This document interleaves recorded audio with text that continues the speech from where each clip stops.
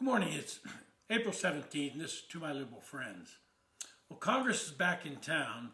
At least they will be by tomorrow. And that means they've got a full plate of things they got to start acting on. The House, with the Republican majority, promised to do a lot of things, but they're finding it's a lot more difficult to do than they thought. They're stymied because the caucus is not united. We have the Freedom Caucus, which I sometimes call the Freedom from Governing Caucus, putting the brakes on many things that they think they could pass and maybe get through the Senate.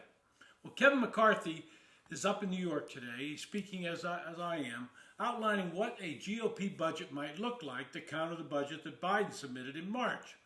Now, one of the things that he's probably going to go after is the SNAP program. That's a Supplemental Nutritional Food Assistance Program. And while I've often said there are way too many people getting food stamps, which is the old version of SNAP, and there are a lot of loopholes that they have in there, this is a very touchy program because in the aftermath of COVID, there are millions of people who rely on this program for food, and studies show that people are on what they call the hunger cliff, still out there from COVID-19. And there are a lot of Republicans who have a lot of people in their districts, particularly in rural areas, that rely on this assistance from the government. So I think he might be a little careful in trying to do that. Besides that, it's dead on arrival in the Senate. It's not going to pass. And that's the problem you have with the divided caucus the Republicans have in the House. The far-right conservatives, the Freedom Caucus, they want to pass very extreme measures, which any reasonable person knows has no chance of passing with a Democratic majority in the Senate. In fact, there will be multiple Republicans that join with Democrats to stop that stuff. But that doesn't stop them because they come from ruby red districts and they're going to do what they want. But some Democrats need to figure out, too, that they need to start looking at how to negotiate, because the other thing that is a problem is the federal deficit and the federal budget are both out of control. And while they're going to sit there and say Joe Biden's not going to negotiate until you raise the debt limit, then they're in for a rude awakening. The people are not going to tolerate that. There are some Republicans in the House that are saying we ought to vote on a debt limit increase that carries us through one more year, 2024, and continue to hone our budget and try to force the president to come to the table. He's got part of what he wants, but he knows he's going to have to come back next year, so he needs to make spending cuts. And if we don't make spending cuts, we're in trouble. Ladies and gentlemen, I know those on the far left say, let's just tax the people more and more. Tax the wealthy, tax the rich. Well, they're already paying that top 10%, 90% of the federal income tax revenue. How much more can you tax them? You can't. It's not a taxing problem. It's a spending problem.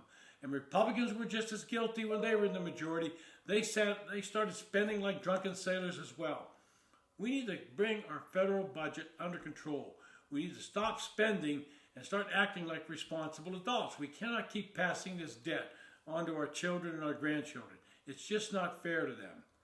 One other thing the Senate's going to have to deal with is Senator Dianne Feinstein has been absent, of course, along with John Fetterman, and there's been some calls to replace her. I find it ironic that Ro Khanna from the House said, well, first he said she ought to step down and have the governor replace her. Well, that sounded a little bit sexist, and Nancy Pelosi called him out on that because he's not calling for John Fetterman to step down. You know why? Because that might be a competitive race. California, you know it's going to be a Democrat when it comes up for election. So he wants Fetterman in there for the full 6 years. But the bottom line is, Feinstein is not there, and she's on the Judiciary Committee, and that's the issue. They can't get judges passed because they're short of the votes out of the committee. Now, Feinstein has recommended they maybe temporarily replace her with somebody, but there's a lot of problems with that because committees are set in the Senate at the beginning of the year, and you start tinkering with them, you might find some objections. And Mitch McConnell is back in the Senate after his slip and fall accident, and so he's ready to use the rules to his advantage. And this may cause a problem, but the Democrats need that Judiciary Committee to be full so they can get judges passed.